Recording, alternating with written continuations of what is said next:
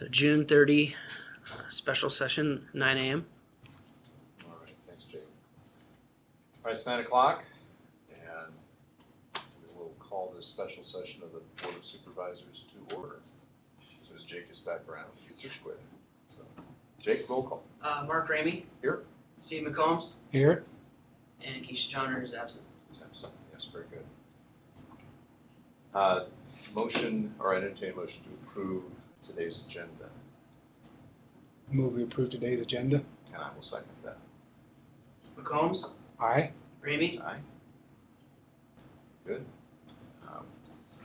Is there a motion to approve this morning's consent agenda? Move we approve today's consent agenda. Okay, I'll second that. Ramey. Aye. McCombs. Aye. Very good. Oh, sorry.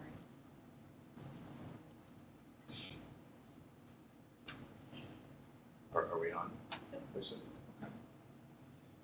All right, very good. Well, we have a couple items to discuss this morning. First of all, we have an appeal for a reimbursement request for burial that was presented to our Public Health Director, Kim Dorn, through our GA fund, our General Administration Fund, General Assistance Fund.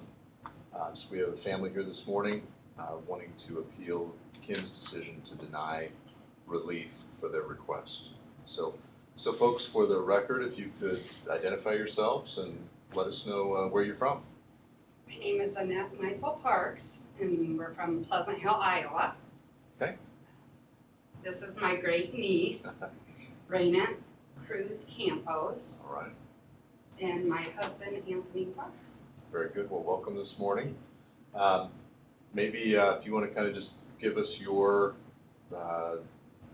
background on the story, what transpired Certainly. for the request, all that type of thing. May 28th, my sister passed away. And they did an autopsy and whatnot, but I didn't know anything about the program. And I believe it was the medical examiner that actually told me about it. So I called and asked about it, you know, how to go about it, what I needed to do, whatever. So the lady sent me an application.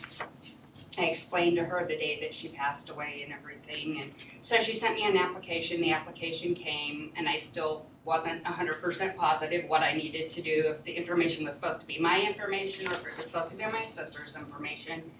So I called back, spoke to her again. It's supposed to be my sister's information. I said, well, okay, it's going to take me a little bit because I have no idea what her rent is, how much money she made, that kind of stuff. So I was going to have to find it. She said, no big deal, just fill it out the best you can, send it back. So I did. I sent it back. And then I received a phone call or a message, I should say, from Dell saying that they needed an itemized statement from the crematorium and everything. And so I asked her if I could take pictures of it and send it to her that way, and she said yes. So I did, and I let her know that I had paid for it because, I mean, on the application, all it said was that it could take up to 20 days for a decision to be made. And I was like, okay, so what do I do in the meantime? I guess, you know, and it was like, I paid for it, you know. And so I did. And we actually got her buried and everything. Well, then I got a call back, I believe it was, stating that we didn't qualify for it. And I was like, okay, so what's the reasoning behind it? Well, I didn't have the paperwork filled out within 72 hours of her passing. Didn't know that I had to. I mean, nothing was sent to me until I got the rejection letter from Kim, and then she sent me a book as to why it was being denied, but nothing was explained to me, so I didn't know, you know, that I only had 72 hours. Was not told it when I called for the application or inquired about it. Then she said that I didn't use the Marion County crematorium Winfield, I believe it was in Knoxville or something. Was not told about that either. I mean, I didn't know what to do, so once again, the medical examiner, pointed me towards the one that we actually used. And then that was another one that I didn't use, the crematorium, and then that I had paid for her cremation. Didn't know I wasn't supposed to. I couldn't leave my sister sit there for 20 days. Or, I had no idea how to go about doing it, I guess the appropriate way. If I would have been giving, information on how the process needed to take place, then I would have definitely made sure. I have my great niece now that I need to take care of.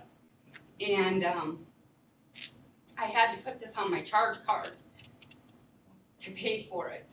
Ma'am, what was the cost? What cost? Do you have that?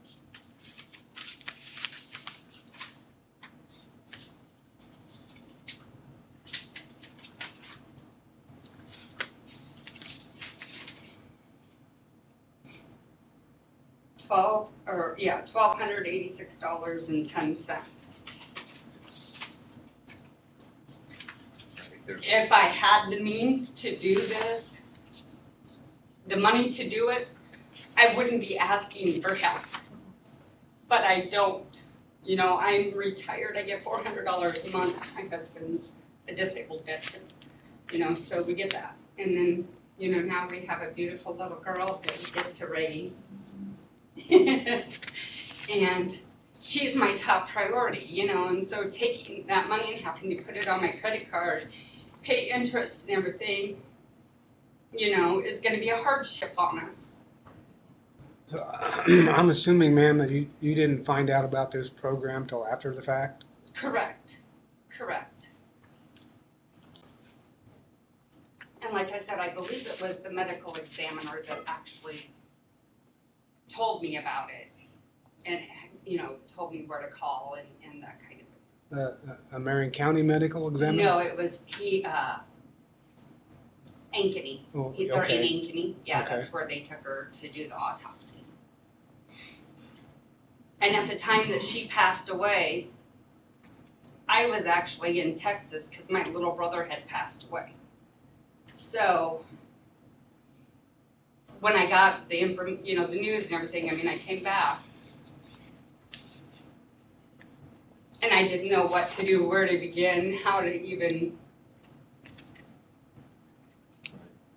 No, I appreciate that. Steve, do you have any thoughts? Well, a lot of this is confusing to me also. I probably wouldn't even have known that program existed. I didn't. But, I guess it's a little confusing to me, like the timing of it all on how you would deal with it. And I guess my concern was when I called and asked about it, to get the information and everything. I let them know when she passed and stuff. So if there was a 72-hour, guideline or whatever that I had to meet, then that should have been right away. Oh, I'm sorry, you don't qualify. Right. But nothing was said about it. And like I said, I didn't get any information. The application is kind of generic. It comes with no instructions, as to, well, this is the crematorium we use, nothing to let me know which way to go or how to proceed with anything. So I guess I was kind of flying by the seat of my pants, trying to do the best I could. No, understand. Thank you. I just a couple of things. First, we have a great public health group. Kim is excellent, Dell, everybody over there, and they do a great job for Marion County in terms of shepherding the dollars that we allot to them for programs like this. So one of the things that we ask them to do is we ask them to be pretty stringent about what they do. Sure. Because we have a limited pool of dollars, we only allocate, less than $150,000 a year total to all of our general assistance programs. So they're pretty judicious and pretty concerned about making sure it is truly a need-based situation. So they do a good job. That being said, this is just one of those times when I think there's a lot of circumstances that are moving at the same time where you wouldn't know, you're not from here, and you've had, it sounds like a lot of things going on in your life that would cause anybody to say, you know what, I really don't get what's happening Right. at this time. So I don't have any problem, Steve, asking Kim to take a look at this again and find some relief for these folks. I don't know if there is a cap to the amount, You know, and I'm not asking, I'm not, because it's like 1,200 and something. yeah, and I'm not asking, hey, pay this whole entire bill. You know, I will take on whatever we need to take on. Yeah. You know, I mean, So what we can do as a board is we can ask Kim to go relook at this and then provide what assistance you need up to whatever our policy says is the limit. right. And I think it's something like $500 if I remember my numbers right. But we'll ask Kim to relook at it and she'll get in touch. Does that sound fair? Yes. Was your sister a resident of Marion County? Yeah, Okay, she lived in Melcher, Dallas. okay, and you are not? No, Okay. Was your sister of Social Security age? Okay. no, but she was on Social Security disability. Okay, all right. Any issues with that? I do, Steve? No, I think that's fair. Yeah. To look at I it. mean, it was just really confusing because like I said, I got that message from Dell that said, you know, okay, can you get us a itemized bill so we can get this taken care of? So Right. then I sent it, you know, and then I, you know, get called back saying I don't qualify. So it just was Yeah. really. No, I understand. And it's like I said earlier, you know, I'm a little confused on how all the processes work too, so I understand where you're coming from. But like, you know, like I said, that even being confused, you know, the policies are still policies, Right. but I think it's worth looking at again. I mean, I guess my thing is I wish that they would send something out with the application, you know, to state, okay, you know, it needs to be done 72 hours. It needs to use the crematorium, you know, this needs that, because I had not a clue, Yeah. But not a clue. But without the information from the medical examiner, you still wouldn't have a clue. Exactly, yes. Yeah, and we don't get a lot of requests for this too, man. So Right. partly it's, if we don't use the program a lot, we don't get it's, I think it could be a learning process for us also. yeah. I mean, I never had any idea that any kind of program like this exists at all, Right. so. So Steve, you make a motion to have Kim reconsider this request. We'll put this back with Kim and then we'll work with her to get back in touch with you. We Yeah. greatly appreciate it. Okay? And knowing that it may not be the full amount even if we come to some kind of Yeah. resolution. And I'm Okay. okay with that, I mean. Okay. Anything to help. Yeah. All right, very good. Steve, if you'd make that motion. Yeah, I make a motion that we have Kim revisit this application and see what we can come up with. All right, and I will second that.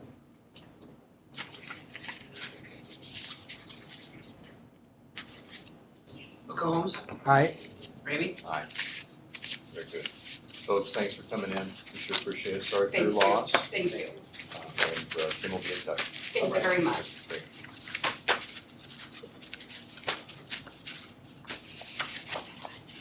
Very good.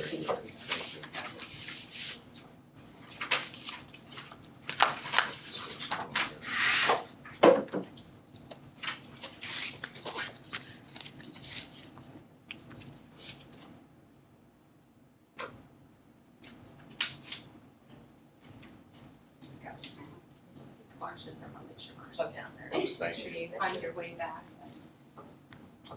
Very good. All right, item number 2 is just departmental updates. We wanted to get together on a regular basis, talk about our reopening, our situation as in a temporary location, how things are going, any other issues or items we needed to bring up and communicate with each other on.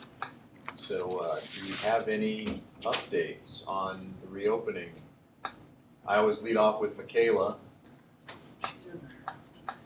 I don't know where Michaela is. Oh, she is. Michaela there? I'm here. Since Michaela's kind of Okay, yeah. Michaela's kind of the focal point for all things reopening. We do tend to guinea pig a lot of things. Yes. Right now, the appointments are going really well. I think the community is Michaela? kind of settling. Michaela, Yes. we got a sound problem here. Hold on just a sec. That should be better. Great. Everybody. I'll just sign it. Yeah, there, see? There, you got it. Bring in the plane, bring in the plane. All right, very good. All right, we're back, Michaela. Okay, can you hear me? Yep. Okay. So I think the appointments are going really well. I think the community is kind of starting to settle into that routine. Again, still some growing pains in that respect, but lot of boats and boat trailers this time of year. So, you know, kind of working with the recorder's office, trying to make sure we, you know, get those people served at the same time. So some coordination going on there. We are opening Pella driver's license on July 8th. Oh, good. So we did go over there, get the equipment up and running, make sure that it's working. So hoping that goes smoothly. Andrew will have an appointment, a separate appointment drop-down line for Pella set up here shortly. This week.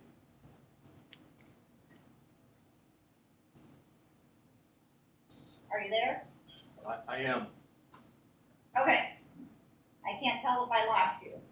So, No, And Michaela, also, if I do this, Michaela, where I go, then you've lost me, okay?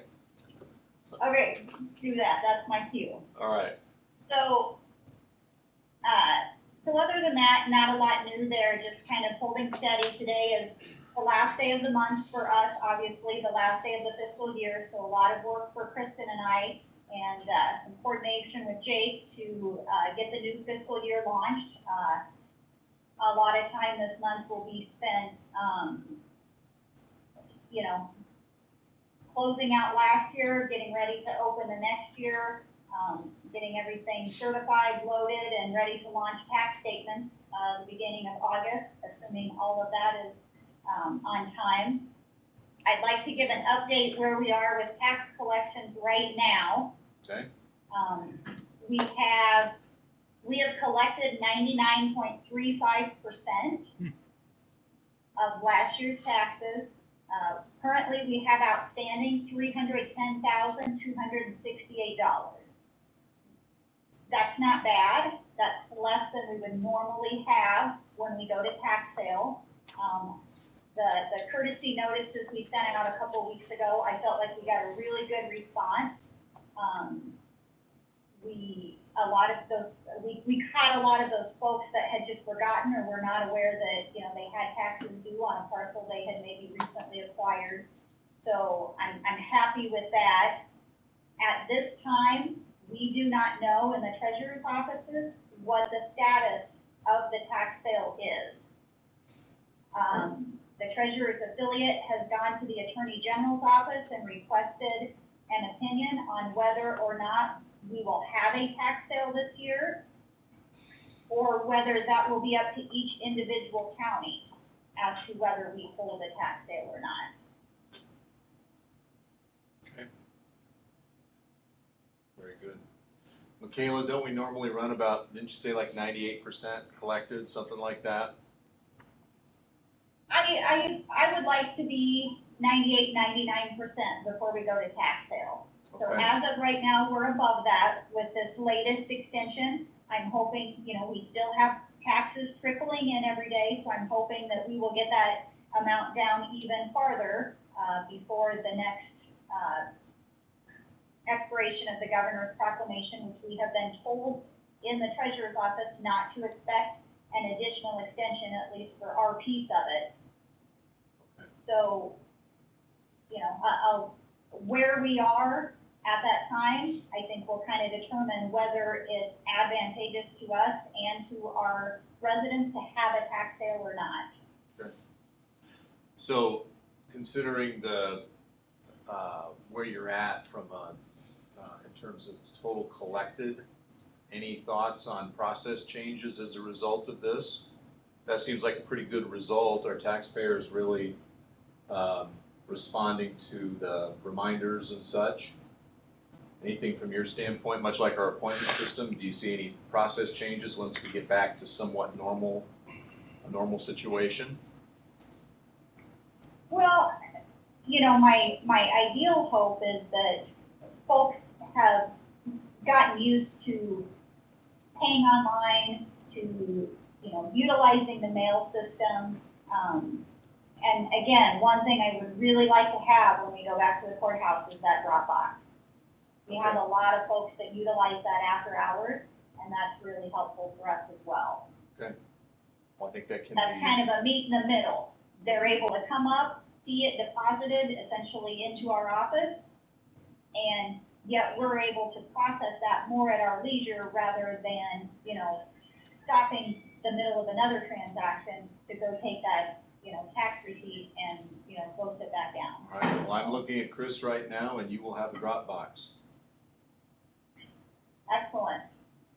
Good.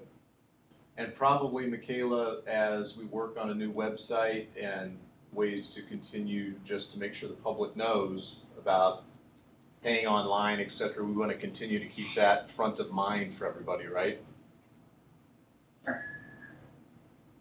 I think that's part of our advertising push for this. All right, very good. Anything else, Michaela? Hey, I think that's it for me. Okay, good. Andrew, anything from IT? I don't believe so. Again, we're just adding different appointments as departments are requesting. I checked this morning and we've scheduled about 2,200 appointments so far through the end of July. Is how far we're open on our appointment system. And what we're going to do now is just every about middle of the month, then we'll open up the next month for appointments. Good. It's working very well. If any department needs appointments set up for their department and don't have it yet, I'm willing to set it up for them. Excellent. Karen, recorder? Yeah, the appointment system has really been a blessing for us. Being shorthanded, we can just schedule our time a little bit better. The customers seem to, once they figure out why we're doing it, I think they appreciate it. They know this is their time to come in and they get the job done. If it's a vote and then they mention that they have a trailer, we just contact Michaela or her office and get them in to finish up their business. If they tell us on the phone they have a vote and a trailer, we typically tell them to call the treasurer's office first because they seem to have a heavier schedule than we do so that we can get them in and out the same day, at least as close to time as we can. We had a lot of walk-ins yesterday for whatever reason, and we were able to help everyone that just appeared at the door, started knocking. So I think the appointment system is a blessing. Okay. It really is working well, and we plan to continue it when we go back to the real courthouse. Okay, very good. Jake, how about from your office? I'm just going around second floor here. It's, you know, our office from a public standpoint is quiet. I think we did have Ann make, she has maybe had 2 appointments made for the real estate side. One of which, because they wanted to pay their taxes, which she gladly sent them to do that. But from the appointments system, we have that available, but it's not necessarily used a lot. So we're just doing the fiscal year end like Michaela's talking about, and trying to get ready for next year and beginning processes for the November election. Okay. There's a lot of unknowns there. With the legislature, that's became a very hot topic. What was supposed to be a bill that was only to deal with the county seal became a very hot button for the Senate and the House, and a lot of debate, and with some changes coming out of that, and some flexibility removed from what the Secretary of State can do or not. So biggest questions going into the next month or two will be deciding how to handle absentee ballot requests and mailings from that standpoint, if we generate something like that or not.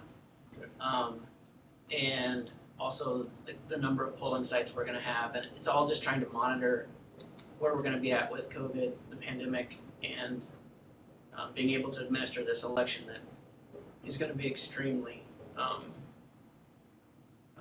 popular. We're getting calls. Yesterday, we had multiple overseas people. We received, FPCA forms already, people wanting to know when they can start turning in their absentee ballot requests, which is July 6th. We can't accept them, so we have to send them back with a letter and stuff. It'll be nice to be able to start accepting them now in the mail and things like that. So there's a high amount of interest for this fall elections. Okay. Wow. I'm thinking we may have to do a little head scratching and a little thinking ahead there, depending on the completion of the elevator project, where that falls during that election period, Well, whether we're gonna have elections at our current location or, yeah, I tried not to spend too much time on that in my brain just to not freak me out, because if the project is going so well, which is great, I don't know that we will be able to move in October or not. We'll just have to cross that bridge. If everybody else goes, maybe everybody else goes, I don't know. I mean, it's something we have to keep in mind. Yeah, we're Going down. definitely thinking of that. I know the association is talking to schools about trying to get access to gyms, and it's kind of the same thing we went through the first time. There's just a lot of uncertainty as to how we're going to do it. And we still saw 1,500 people go through the polls at the primary election, which doesn't seem like a lot, but it was a high number for a primary. Now you take that, and in the normal on-site polling location at Pella, we'll put 1,000 people through each one. So, it's pretty high numbers. So I just don't know what we're gonna have yet for precinct election officials and people willing to do it. And they were all great to step up. We'll probably have to buy a bunch more plexiglass barriers. The more polling sites we use, the more barriers we'll need, which really worked good. People really felt comfortable behind those. Most of our people did wear masks as well. But those barriers are just great because you can conduct business and it breaks that flow. So are you saying that it looks like we're going to have more polling locations during the general election? Yeah, the legislature changed the rule. We can't go under 35% of Okay. our normal number Yeah. already. And then just from a sheer number of people that want to participate in the election, and if they don't do it through an absentee, I just don't know how we're gonna not have nearly all of ours if we can man them. And we expect that absentee numbers to be a lot higher as well, Right. Which costs more. Our postage, as busy as the treasurer and the recorder's office have been, one of the side things is our postage. We're going through postage like crazy because they're doing so much more through the mail. And with our absentees, we weren't expecting to even send out 500 absentees, and we sent out 5,000. And at $1.40 going out and $1 coming back, that adds up in a hurry. So Right. things we just have to adjust for in our budget, and our budget allowed for it. And at this point, I think it will continue. But those are all just things on the horizon for that. Okay. Very good. Thanks, Jake. Appreciate the update on that. Counselor, are you over there? I don't think Ed's actually there. I think they're using his. It's not here today. Yeah, he Okay. does training today. It's got Ed on the screen, Yeah, but they're he's not using there. his Okay. stuff. Very good. Jason, anything from the sheriff's department? Just real quick, just echoing what's already been said on the appointment system. Once again, IT's done a great job on that. My staff really likes it. It's been very beneficial, and just, we've been very, very, very busy, this June, so, just lots going on. Very good. All right. Steve, conservation, how are we doing? You guys have been doing yeoman's work with parks. For the month of June, we've been running 100% occupancy on the campgrounds and the cabins. The total deposits that we received so far for the month of June are pushing 57,000. Wow. So we've been swamped with people. The 4th of July, of course, is this week, and we have no reservations left. Anything that can be reserved is reserved, so the only thing we have left now are first come, first served sites, and we figure that by Thursday morning, those are gone as well. probably Wednesday night. So we also found out from the Corps of Engineers that the trail section from the main entrance at Cordova to the causeway at Roberts Creek should be done by the middle of July. That's that additional 2.75 miles. I talked to some of the construction guys, and they think it's open already with all the bicyclers that have been using it since they've got the pavement down. So I can just imagine once it's officially open, what it's gonna be like. Day use traffic is tenfold from what it's been. We've just been, kind of like Jason, just completely swamped every day with people either in the day use areas or calls or emails, people trying to make a reservation, trying to get in the campground, trying to get a cabin. It's just been nuts. So, which is a two-edged sword, just running the guys ragged. So, but you know what you're gonna do the next day, you're just gonna be busy. All right. Everybody's holding up okay? I don't know if I'd go quite that far. Ask me, Mark, after the 4th of July holiday. See if I got any employees left. Okay. Okay. Very good. Any issues right now, Steve, we need to resolve, or? Not right now, not anything major. Okay. Very good, thank you. Tyler, anything, road department? No, nothing different from last time I updated you. Very good, thank you. Carla, what about just numbers, how we're doing economically here? I just looked up this morning, we had an additional 7 businesses get IEDA small business grants. And we have a couple more, I talked to Director Durham, we have a couple more in the hopper that will be coming out because we had a couple of our nonprofits apply, and I do believe a couple of those are going to get funding as well. They left those to the end as far as funding, but good to see that we had another 7. We have had, over the period of that program, 58 of our businesses received funding from IEDA Small Business Grant Program, just over $1 million that those 58 businesses have received total. As far as unemployment, the numbers I have are for June 20. They come out on Thursday, so they won't be out till this Thursday for the previous week. Right. Numbers did go back up for initial filings, 167 that week. However, the continued went down again. So there's some churning there of people. I think a little of that could be some of the companies that are doing the 1 week unemployment, 1 week furlough, back and forth. Yeah. So we see a little of that. 78% of our initial filings are in the manufacturing sector, so that continues to be where the majority of our unemployment in Marion County is within that sector. May unemployment numbers for the state of Iowa were 9.7. In Marion County, it was 8.2.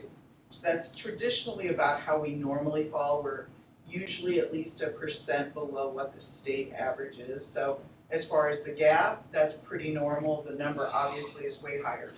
For just reference, in 2018 and 2019, our average unemployment rate was 2.1%.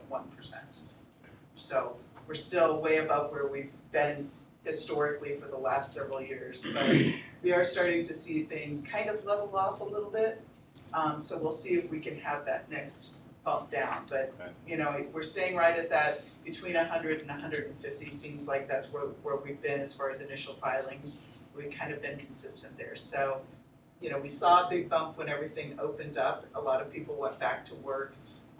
Now I think this is kind of more of the long-term effects that we're going to start to see. So it's going to be a little higher, I think, than what we were. But the other thing is people consider 5% unemployment fully employed. So we're only about 3% above that.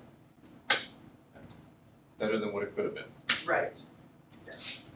Carter, when you talk about these grants for the nonprofits, what does that mean? What are they applying for? Well, it's for businesses and nonprofits. The first 58 were all for-profit businesses. They can only be used for specific things. It's just like the PPP. The federal PPP program can only be used for salaries, rent or mortgage, and utilities. The EIDL, which is federal money, that is a loan where PPP potentially could be forgiven. EIDL from the federal government cannot be forgiven. It is a loan. and it can be used for expenses. It can't be used for expansion or some other things, but it can be used for expansion.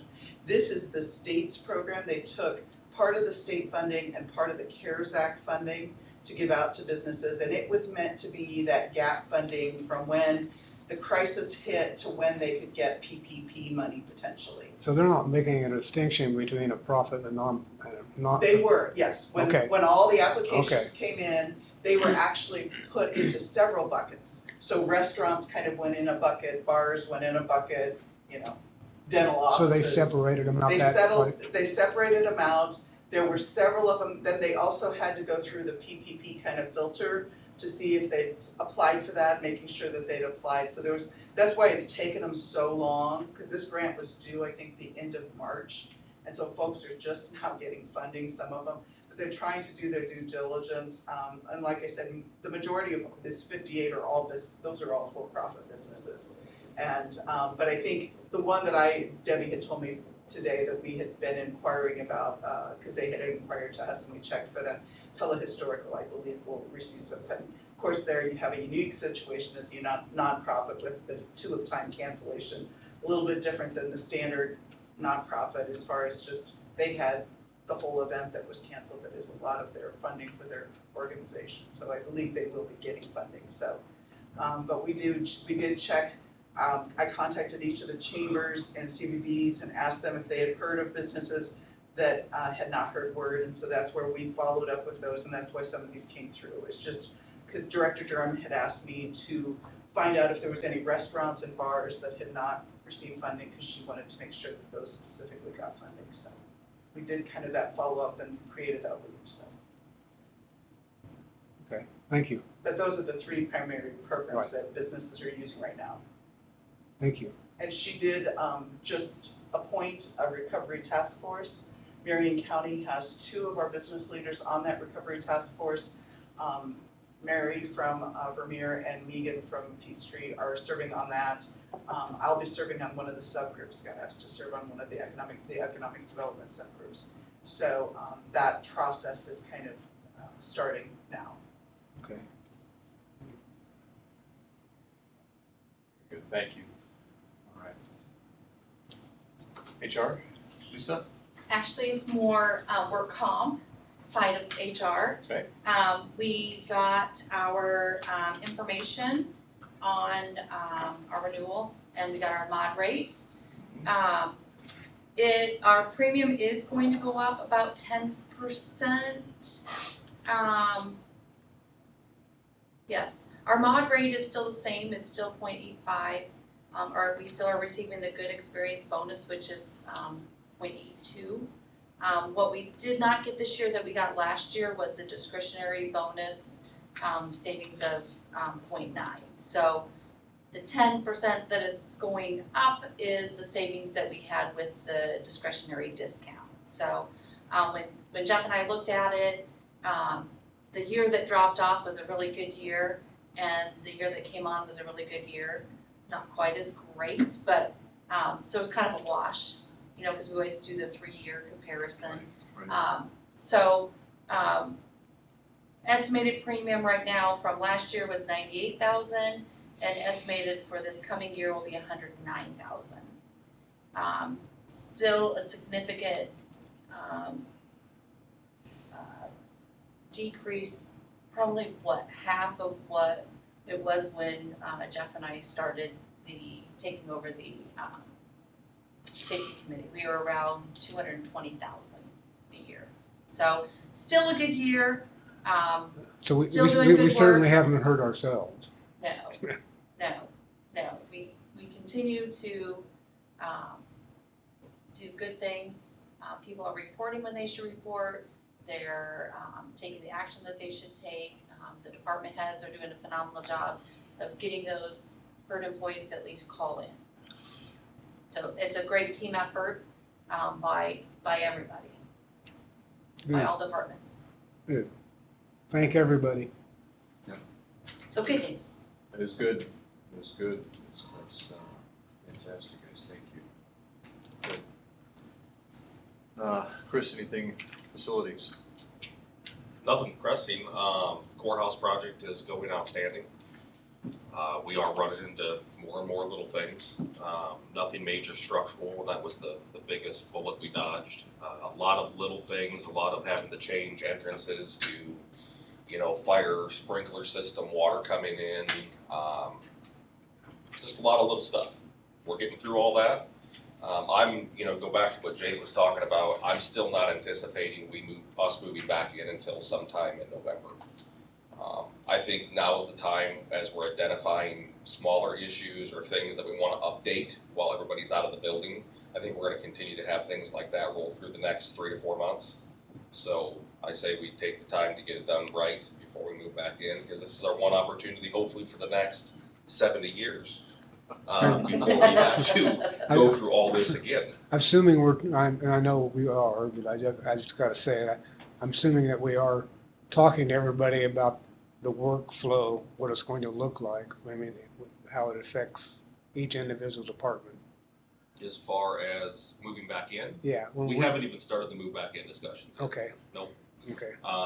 That'll be something when I know we've got, especially as we think about second floor. My thought process is in that's the floor we're dedicating most of our time to. The guys have fourth and third. They started at the top. All the heat pumps have been exchanged at this point. They're down on second floor as of yesterday, which is outstanding. So when that's done, my goal is to have the treasurer's department. I've got semi-decent plans put up right now for the new driver's license station. We'll begin work on that. My goal is to have that installed in August. When that's done, we'll start talking about carpeting. When that's completed and the painting's done and the plaster's all fixed, I think a comprehensive plan for moving back in for the really high-profile public offices will be our first priority. Kind of how we went out, if you think about how we actually chose the departments that were moving. We went to the department heads, they got to choose their date of what worked best for their department according to workflow, staffing, and things of that nature. I'm assuming our move back in is going to be identical to that. Outside of that, I guess the only other thing I would say, and I wish Ed was on today, but we've been having conversations about courts at East. Our dilemma is simple. We had one 220 service in the entire building. It happened to be in the kitchen. Jake got that 220 service for his mini split. The northernmost rooftop unit doesn't have enough CFM, even if we bust the block wall out and ran ductwork to the courtrooms, doesn't have enough CFM to do that. The windows aren't big enough for a proper air conditioner unit, and anything that we do has to be whisper quiet. So my assumption is for courts, they're just gonna have to unfortunately get by with what they have, which is virtually nothing. Well, the Constitution guarantees a speedy trial. Does not guarantee air conditioning. Doesn't guarantee it. Maybe this will actually speed up the trial. It should. It is, and it is unfortunate, I understand that in 2020, that, we expect certain things. I would like to just remind everybody that has gone through the issue of not having air conditioning or proper airflow, that you are in a 1966 building that, from an electrical standpoint, was not designed to have all the additional things that we use electronically today. Our service is tapped out. If we install anything else, you're gonna start blowing breakers. And if we melt breakers, worst case scenario, virtually none of those breakers are replaceable. Yeah. They're all so old, you can't even buy new ones. So that's what we're working on over at East right now, trying to figure out things. There's always an ice block and a fan. Ice block and a fan, it has to be a really quiet fan, but yes, an ice block and a fan would potentially work. Yeah.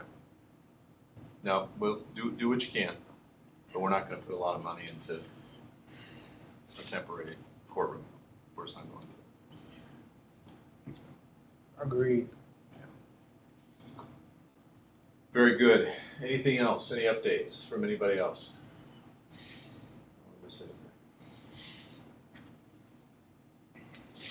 All right. With that, do we want to do one of these in another, what, Jake? Did we do it? Well, you had talked about every off Tuesday. This just happens to be this period here is a 2-week off period, you might say.